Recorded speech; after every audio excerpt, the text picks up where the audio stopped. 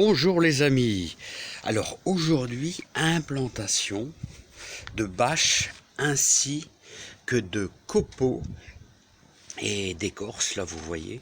Alors pour les débutants, alors si vous voulez bien protéger un petit jardinet, vous voulez réaliser un petit jardinet sans herbe, voilà, sans travail. Voilà. Alors je vous conseille ce genre de bâche là, vous voyez tout simplement, que vous trouvez dans tous les magasins spécialisés. Hein. Alors n'hésitez pas, ici nous faisons simplement une implantation tout en longueur. Alors vous voyez, donc c'est très très simple. Alors vous placez, d'abord vous désherbez bien en dessous, vous désherbez bien en dessous sur votre bande, voilà. Pour dire d'avoir le minimum de racines, parce qu'à chaque fois, vous voyez, quand vous allez, comme ici on va implanter du thym, donc on a bien désherbé en dessous, on a retiré notre terre, et on a bien sûr fait un X, vous voyez, j'ai fait un X, un découpage, vous rabattez bien comme ceci, voilà, puis simplement vous retirez à la main, ou alors avec n'importe quel outil, vous retirez votre terre, voilà, pour pouvoir implanter, vous voyez, le thym, bien sûr, sans le pot, hein, sans le pot, hein. Voilà, donc ce qui est indispensable pour tenir les bâches, je vous conseille, bien sûr, ces petits carrés de ferraille qui vont maintenir vraiment bien votre bâche. Voilà, je vous conseille vraiment ce genre de bâche verdâtre ou noirâtre, vous avez différents modèles, hein, et à chaque fois que vous avez, bien sûr, vous devez faire une découpe, hein, une découpe, comme ici c'est une vigne, vous devez découper simplement au cutter, vous voyez, vous découpez au cutter, hein. Voilà donc l'implantation des petits décors en bois. Alors je vous conseille une chose, c'est que vous faites un sillon. Alors moi j'ai fait un sillon, vous voyez, j'ai fait un sillon carrément dans la terre, comme ceci, au marteau, voilà, assez fortement, sur environ 10 cm de profondeur.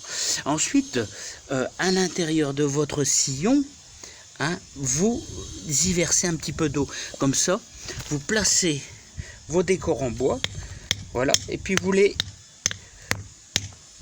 tapez pour les rentrer quasiment d'un bon 10 cm, 10 à 15 cm de profondeur.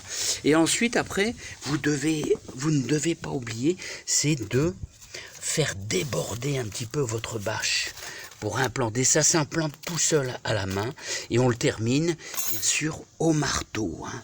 Alors ici, on a des petites lavandes. Voilà, c'est facile à faire. Donc c'est un travail de découpe. Bon bah c'est une petite vidéo sympathique pour donner des idées et surtout pour les débutants. Et ce principe là, l'avantage c'est que bon, l'eau passe à travers cette bâche là, hein. Sachez que les écorces là vont être ça va acidifier bien sûr le sol un petit peu, ça sera extrêmement bon pour les hortensias, azalées, etc., hein. Voilà, hein. Et comme le thym, vous voyez, je le place, il sera au soleil, très important, au soleil, hein. Voilà, pour que si vous mettez du thym en zone humide, forcément, il aura tendance à crever, hein.